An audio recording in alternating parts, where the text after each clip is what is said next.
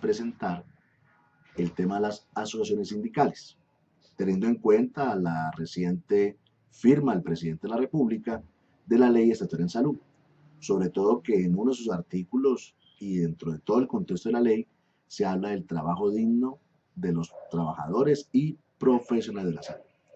En primer lugar, antes de hablar un poquito de las asociaciones sindicales, quiero que revisemos cuál es el panorama nacional de contratación en el sector de la salud. Podemos observar lo siguiente: la mayoría de profesionales trabajan en sectores públicos y privados, pero se observa que la mayoría de ellos están vinculados por medio de contratos de prestación de servicios, donde solamente reciben como beneficio unos honorarios. Otro gran grupo están vinculados antes Cooperativa de Trabajo Asociado, ahora por SAS, bueno, otras figuras, pero podemos decir que en el sector de la salud la contratación que hoy tenemos en su gran mayoría no es por las formas laborales tradicionales, donde el único beneficio que reciben los trabajadores es el de unos honorarios o unos ingresos. Adicionalmente no reciben ningún tipo de prestación social, ni vacaciones, ni indemnizaciones cuando los despiden, etcétera, etcétera. Es decir, podemos decir claramente que en nuestro panorama nacional está enmarcado una deslaboralización en el sector salud. En segundo lugar, otro aspecto que observamos en este sector es que además de que estos contratos no son de tipo laboral, sus contrataciones son a 60 días, 90 días, 120 días. Inclusive se ha acuñado la frase de que es una cartera sana porque no me deben 120 días. Entonces, en ese panorama que hoy tenemos, también es bueno introducirnos un poco en lo que la OIT o la Organización Internacional del Trabajo ha hablado del trabajo decente como un beneficio que tienen todos los trabajadores para tener libertad, equidad, seguridad, dignidad humana, un ingreso justo, una seguridad en el lugar de trabajo, que se protejan a los trabajadores y sus familias, que también haya igualdad de oportunidades y trato, que también se tengan jornadas justas, porque también observamos en este sector jornadas muy largas, ¿sí? De 24 horas, inclusive hasta de 36 horas. Por eso la OIT que promueve empleos decentes y productivos. Entonces, en este contexto de laboralización, de precarización del trabajo, pero que tenemos ya hoy una ley estatutaria firmada por el presidente de la República donde incide mucho en que hay que proteger el trabajo digno de ese profesional, enmarcado dentro de lo que ha dicho la OIT, pues surge la gran pregunta de, bueno, sería bueno, porque muchas personas sugieren crear asociaciones sindicales. En primer lugar, frente a ese punto hay que aclarar lo siguiente. Hoy en día también tenemos unas prohibiciones jurídicas para las sociedades científicas y los colegios de profesionales. ¿Qué prohibiciones son esas? Según el decreto 1663 del año 94, no pueden participar en el mercado de la salud, no pueden, digamos, tomar ningún tipo de decisión, ningún tipo de injerencia. ¿Qué quiere decir? Son términos muy concretos.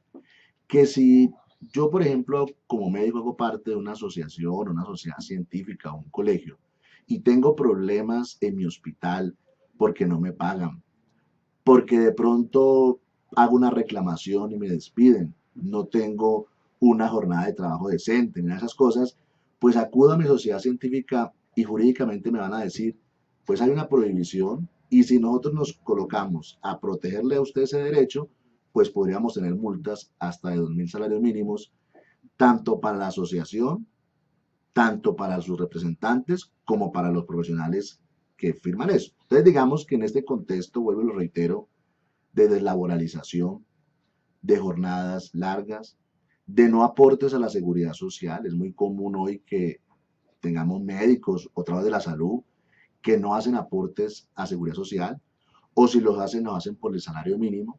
¿Eso qué ha conllevado? Que no tengan pensiones o que si las tienen, pues estén relacionadas con el salario mínimo.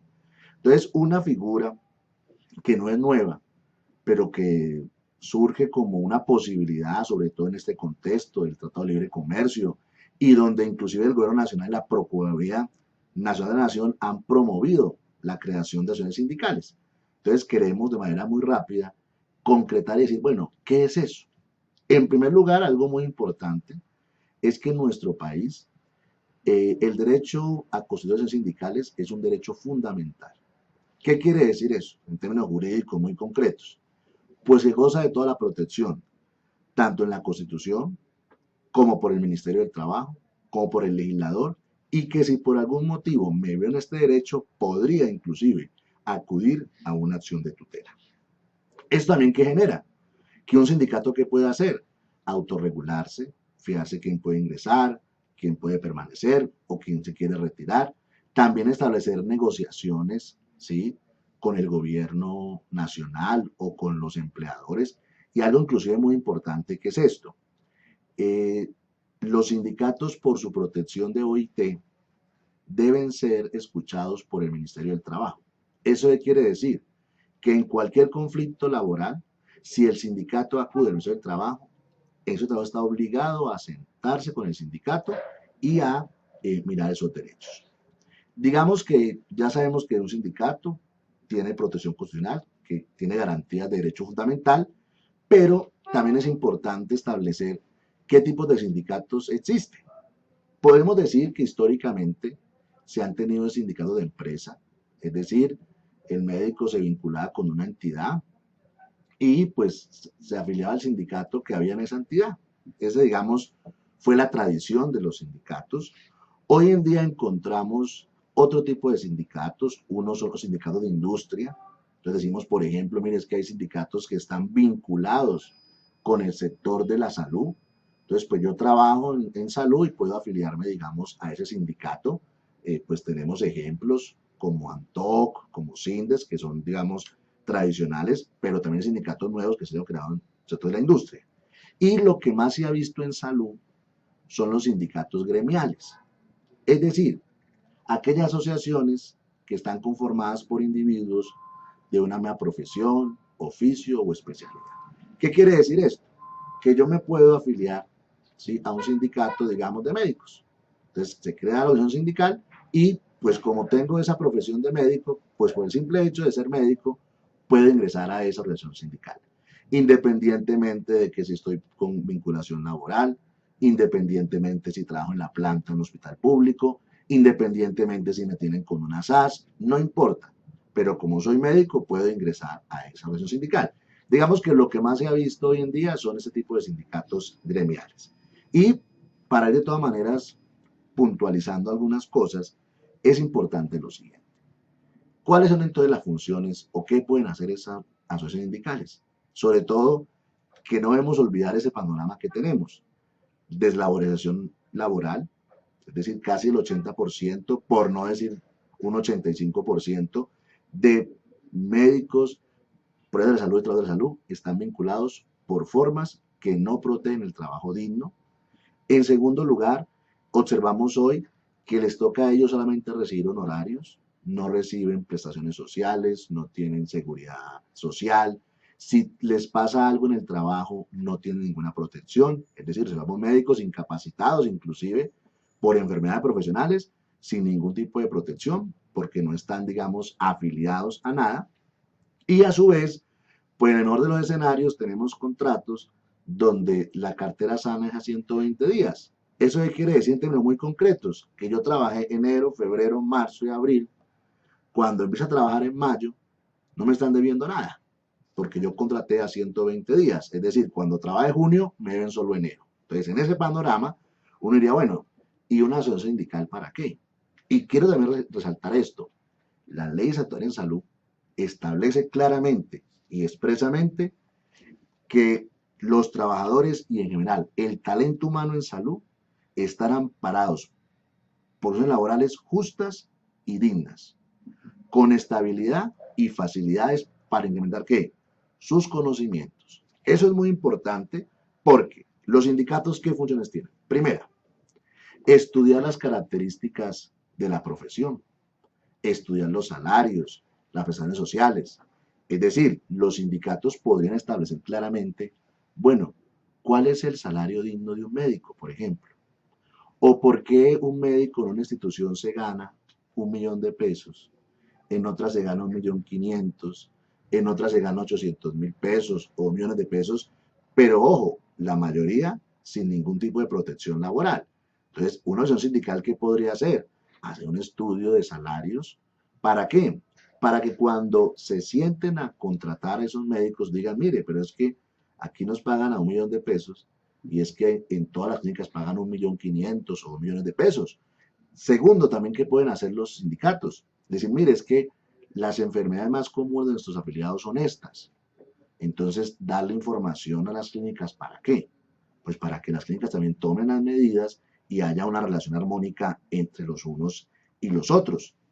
Inclusive también algo muy importante de una acción sindical es que la acción sindical puede asesorar a sus asociados. ¿Eso qué quiere decir?